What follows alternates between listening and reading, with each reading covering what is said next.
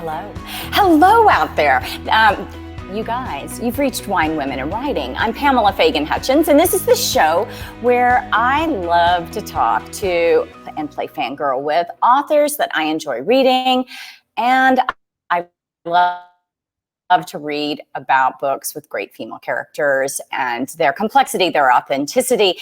I especially love mystery, suspense, thriller. So today we're going to cover all those bases with my guest, who's also somebody that I would just chat with, whether she was a writer and whether she had a new book out or not, because this, you guys, is Danielle Girard. She's Wall Street Journal and USA Today best-selling, Amazon chart-topping author. I mean, you name it. She's awesome. Welcome to the show, Danielle. Hi, thank you so much for having me, Pamela. We do have a lot of fun together. I wish we were doing this in person, but this is not the in-person time, so we will do everything online and enjoy it. I'm happy to be here. I am excited. I guess that, we did get to talk in person last time.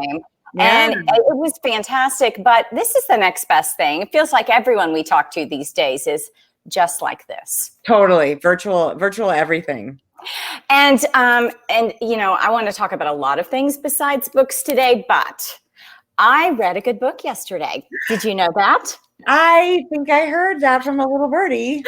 I stayed up, you guys, until like 2 a.m. because I got an advance copy of Whiteout, which is Danielle's release that comes out today. Yeah, well, technically it's out August 1st, but it is part of Amazon's first read program in July. So not only is it out today, but it is free for Amazon Prime members and $1.99 if you're not a Prime member. So it's pretty much a steal. It's not pretty much. That is definitely a steal. And congratulations on it being in first reads and it coming out. So you guys, get on Amazon. If you're a Prime member, snatch it now. If you're not, get it for that price. Because like I said, I stayed up late reading this book and I didn't guess who done it. Isn't that like the best thing to hear? The reviews that say I couldn't sleep until I finished the book, it kept me up all night. Those are my favorite. It's because it's like it just takes you out of and the world is not an easy place right now. So the idea that you find a book that just like makes all that go away for a few hours is so fun. Exactly. I mean, I like a good escapist book at the best of times, but right now I think it's practically essential. It's like the best medicine. And you had me. I just kept reading faster and faster and faster. So it's called Whiteout, and it is a new protagonist for you. It's a new series for you. It's a new location for you. It is. So tell us about it. So Whiteout is actually the first in the Badlands thriller series, and it is set in a fictitious town of Hagen, North Dakota, which is totally new for me. All of my books up to this point have been primarily based in the San Francisco Bay Area, where I'm from. But as you guys know, and Pamela, you understand this, I now live in Montana. I know you have a similar landscape there in Wyoming. So it's really different to live here. And people have been asking me, when are you going to set a book in Montana? And I don't really want to do that. I know you set your books in Wyoming, or some of them, but I'm pretty happy to keep the distance. So I went to Williston, North Dakota, did some research about, small towns, the oil business, and sort of fell in love with the idea of that kind of venue. And then I just created a town so that I didn't, it's fun. When you create a town, you can make up all sorts of secrets and politics and drama that you want to avoid using somebody else's small town for. So that was really fun. And basically it starts, Lily Baker has been in a car accident. She wakes up, she doesn't know who she is. She doesn't recognize the man beside her. And she learns a few very disturbing things about herself. And then also that a woman has been murdered in Hagen, and that they are closely connected by an old crime. So she's trying to figure out who she is. A detective is trying to figure out why this woman is killed, and it just goes from there. It is, okay, so we've got this detective who is a woman in a man's world in a small town in a rugged country. So, we've got all that going on. And we've got this woman with amnesia who is, like you say, finding out some disturbing things about herself. So for me, and the person killed is a woman. So already I was like, okay, this is just like got great female characters kicking it off from the get-go. It was so much fun. And the other thing I would tell you guys, a lot of you that are going to be watching and listen to this show. And if you are feeling a little sweltering, let's say you live in Alabama or somewhere steamy, this will be your air conditioner for the summer. This book is, you just feel the cold of North Dakota in this book, which is part of the creepiness, right? I mean, it's a harsh climate. It's a barren environment, and you got that down pat. Did that come from your Montana experience, or? I mean, I think it does, right? I mean, you know, my writing schedule is such that I'm always writing like in the dead of winter here, where you literally, it's by 3:30, it's kind of dark. So it isn't hard to imagine being really cold. And I think it added something to the idea, particularly because, as you know, some of the very last scenes happen outside. And thus the whiteout, they're in a storm. And that adds sort of a whole, I mean, nature can add so much tension and drama to an already sort of difficult situation, right? Because he's unpredictable. Exactly. And so with the Badlands series, completely different from the last series of yours that I was reading, which Dr. Schwartzman, I think, was the protagonist in this, where it was very urban, it was West Coast. And so did you enjoy that switch, or, you know, did you find it hard to make that switch? I do definitely enjoy it. I don't think I felt like it was hard when the premise of this book is what happened for me first, which is this woman sort of in this isolated landscape. You know, she has to make her way back into town after she's, you know, walks away from this car accident. And the idea of that being in an urban environment really didn't make sense. Plus, this small town, although of course there are small towns in everywhere, even in very urban places like California. But there was something just really appealing to me about a small town in an isolated landscape surrounded by other small towns, because, you know, some of this action happens in Hagen, which is our fictitious town, but some of it also happens in other small towns. So I did go over to North Dakota, which is it's a heck of a drive from here. So funny, on the East Coast, you could have passed, and you know this, you could have passed through 6 states between here and, you know, the town in North Dakota that I went to. But so I did do some research over there, but it is appealing. And I've already written Far Gone is the second book in the series. And I turned that in a couple weeks ago and gotten some good thumbs up from some of the readers. So it's really fun to be back in that town. And, you know, it is strong women. There's also Ivor Larson, who is our male protagonist, an Afghan vet. And I kind of fell in love with him too. He is such a mess when you start. He's such a mess, and you just hurt for him, and you want things to go better for him. So you'll be rooting for him, guys. He's just, I loved him too. Yeah, thank you. Well, I think that this is an interesting book to write, because actually 2 of the main 3 characters have some memory issues. I mean, he has some traumatic brain injury from his time in Afghanistan, and so we had a lot of, you know, thankfully the detective is there to kind of root us in what really the reality, because we had a couple people dealing with memory loss and amnesia of sorts, it's sort of fun to play with, but it's nice also to have somebody who's thinking a little bit more clearly. And for me, it wasn't like a traditional unreliable narrator type of story, because it was so authentic that you were trying to figure this out with her. I didn't feel tricked. In other words, you know, you'll read an unreliable narrator and it's like, okay, when are you going to drop the boom on me? But instead you're just like looking around every corner trying to figure out for Lily and for Ivor too, what's going on. So I enjoyed that piece of it. And thank you. I think everybody else will too. So congratulations on already having Far Gone. In the can. Are you working on number 3 now, or are you taking a break? I literally just finished number 2 like 2 weeks ago. But yes, You know how it is. As soon as you turn one in, you're like, okay, I have to have another book idea. I better start working. But I am taking a little time, since of course there's 11 months of winter and then 4 weeks of summer in Montana. It's time to enjoy some of that. But yes, I've got an idea. This is the third book will also be set in Hagen. It's another book in the series, and I have kind of a rough sketch of that initial premise. So I'm excited about that. But that's all I've got. And so I come to you. Is it like you got it? That's it. It's like it's in North Dakota, and I got that part. Yeah. Do your ideas come to you like because you sit down and you explore possibilities, or is it more like, oh, you're in the shower and it just pops into your head, or something like that? Well, they tend to be sort of like that, just a random scenario, and I'm always thinking kind of what's the worst case that could happen right in this moment. And in fact, one of my recent books, Expose, was born just from a random situation where my Exhume had come out in September of 2016, and we were camping with no cell service, but I was dying to see what the Amazon rank is, which is, authors, I am such a slave to the ranking, to my reviews, which is, it's not good for my head, but anyway, there it is.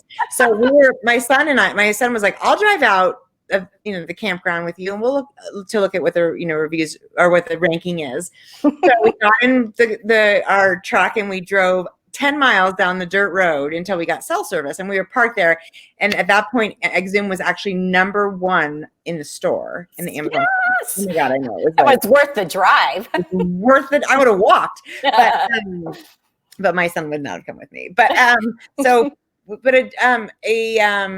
fire truck, like a backcountry fire truck, drove by, and the officer or the fireman wanted to check and just make sure we were okay.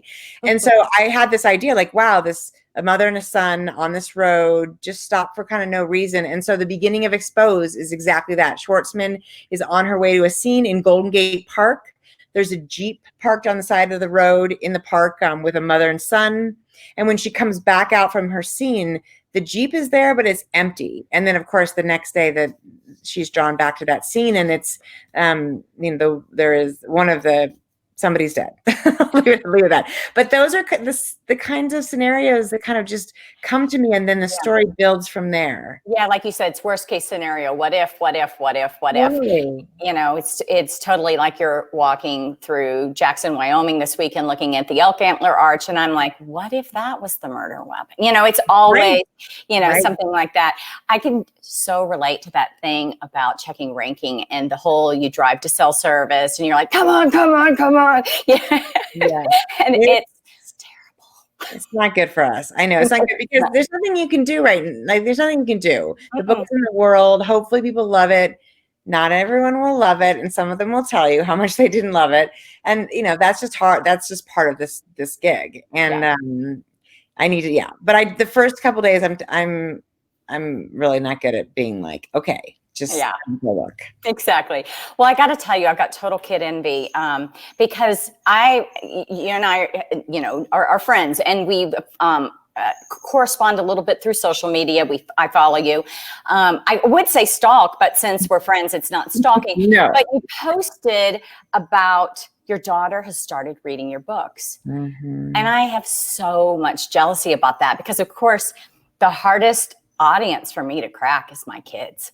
I mean, it's funny. And I actually had told them jokingly that they could read my books when they were 30. And nobody, my kids aren't even huge readers, which I feel like, oh my God, how are my children not huge readers? But they're for sure not huge suspense readers. But one day Claire just said, and then, she just picked up the first book in the Schwartzman series, Exhume. And it was really sweet. I kind of feel like she had to do it on her own terms, and I'm sure like when it'll happen for you, Pamela, and then they're going to your kids will just read like all of them. And if they have good taste, right? Exactly. Of course they do. And you're their mama, and they'll be like, wow, Mom, I had no idea what you did in that little room in the basement. Exactly. So is that your writing room? Where is your writing room? And do you write in a writing room? Yeah, I'm in actually my bedroom right now because it has sort of some nice light. But I have a basement office, and it has good light too, but it's kind of my office for some reason is always a little bit of a disaster, which is maybe just part of my process. So I was like, I'm not going to talk down here right now. It's a minute. But it's nice because the basement is like our, TV den room and then a guest room. So nobody's really down there very often, particularly during the day. It's a nice, quiet place. And with everybody being home, the spring has been so strange, right? I mean, my daughter was already a sophomore in college. My son's a senior in high school. So I didn't see them as much, at least in the fall. But now it's like everybody's here all the time. So having a little place that's quiet and I can close the door is particularly important now. Yeah, one of the challenges for me with summer writing is we run this lodge and we'll have 11 guests upstairs and I'm hiding in the basement and big earphones have become my best friend, noise canceling, et cetera. And everybody's going through that, right? I mean, my husband's life is a Zoom call, Yes, I think that is right. And I actually, even in the basement, I oftentimes use earplugs or noise reducing. I really like it to be silent. And, there's just dogs, there'll be dogs barking or somebody's running a lawnmower or, in the winter it's other noises, but similar. So I think a good pair of noise canceling headphones are like a writer's best friend. Yeah. I'm always trying to hear what's actually going on in a scene or hear the voices in my head, and anything, messes with that mojo. My gosh, I just flicked my hair and was like a cotton ball. So when you're not writing, you do fun stuff, right? What is Danielle's non-writing life like? Fun stuff. Well, I'm a huge reader too. I mean, to be honest, and I just enjoyed one of your books, as you know, recently. And I read a lot. I probably read between 60 and 100 books a year. So I read a lot. And my husband's a really great outdoorsman. I say that because it's not always my nature to be like, oh, sure, let's go take that massive hike but he's pretty good at dragging me along, kicking and screaming, usually for the first couple of hours. And then I do love to be outside. And in the winter, we do some downhill skiing. I do less downhill skiing now because everybody's so fast and it makes me a little nervous. It gets worse every year. I mean, I'm getting old lady brain, it's like, what? Does it have to be so loud? Do you have to go so fast? I know. That terrifies me. So I'm really more on I love cross country skiing. I love walking. I've got two big puppies. I mean, they're golden retrievers. So they're good too. They're the other things that get me out the door. And in the summer we have a raft and a camper. And so we're going to actually do the Smith River. Nice. Which I've never done. That's like you have to put in, it's a lottery draw to get to, and so it's like we've done backcountry canoeing, but we've never done backcountry rafting. So that'll be, less work, right? The thing I love about rafting is it's a float, not to be confused with a paddle. Exactly. I don't want to scare you, but the book I'm turning in this week is basically Deliverance in Wyoming. No. And so we'll just have to talk offline. I'm going to read that in the fall. But I'm not going to read that between now and the middle of July. No way. I believe me, the worst case scenario brain is hard at work on what it's like in the Smith. But that'll be your one of your future books. Is something's going to happen up there. You know it. But good stuff. It's just going to be what if stuff, right? Exactly. Yeah.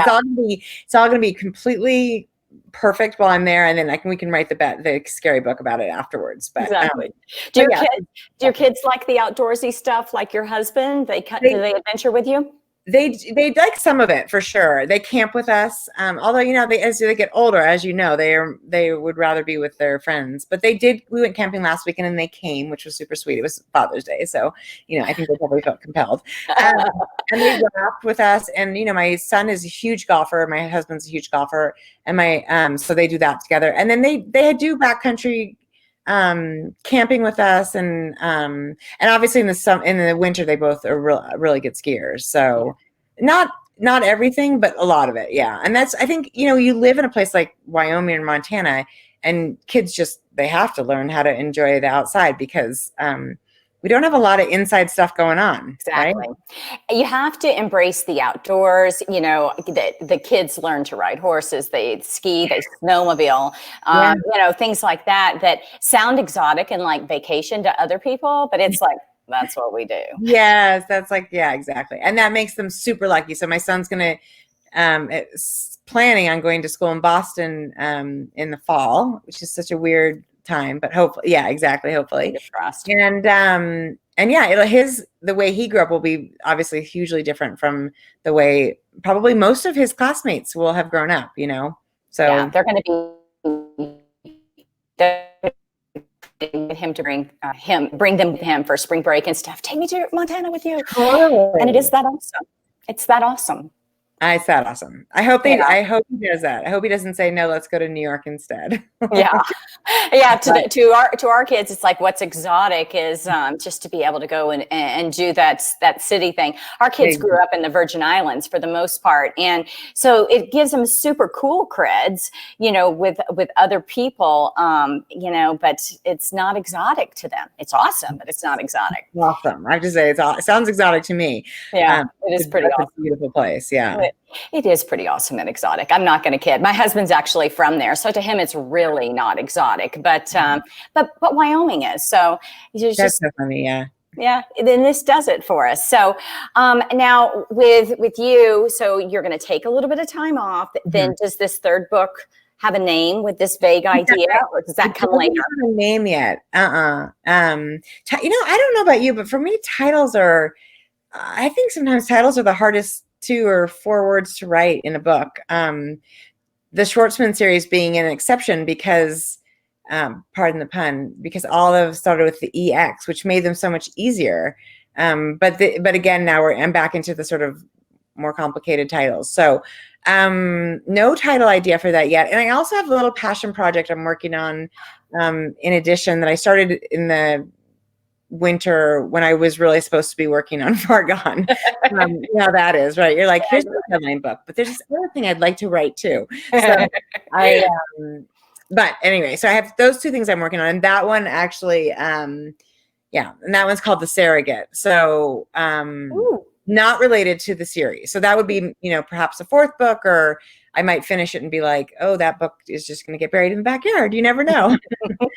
You don't. You just never know. I've got a little stack of half-writtens where it's like, oh, that was fun. Yes. I don't really know where that. And sometimes those half-writtens emerge again, and you figure out how to sort of finish it. But yeah, I don't really know what to expect. But it's in my head. I have to write it, and we'll just see what happens. Yeah, sounds good to me. Yeah.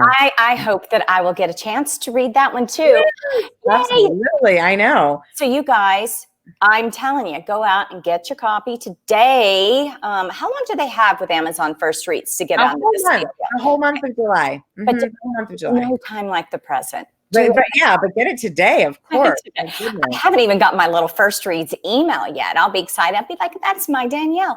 Yeah, so it really is good. Kept me up all night. Don't guess the ending. Super, super great setting. And can't recommend it highly enough. Thank you so much, Pamela. It's so fun to see you. I hope we get to do this again. I want to read the Deliverance book, but just don't send it to me until after the Smith trip. If you don't mind, I'd rather wait. Well, so next time you're driving through Wyoming, you know where to stop to ride horses. Same, and also Montana, though we have no horses at the moment, but you know where to stop too. We can raft, exactly. I love that. Take care of yourself. Thank you so much for having me. Have a wonderful day. You too. And we'll talk soon, I know. Absolutely. And you guys, here's the obligatory part. This is a copyrighted and solely owned production of Authors on the Air Global Radio Network. Thanks for tuning in to Wine, Women, and Writing, and I'll catch you next time.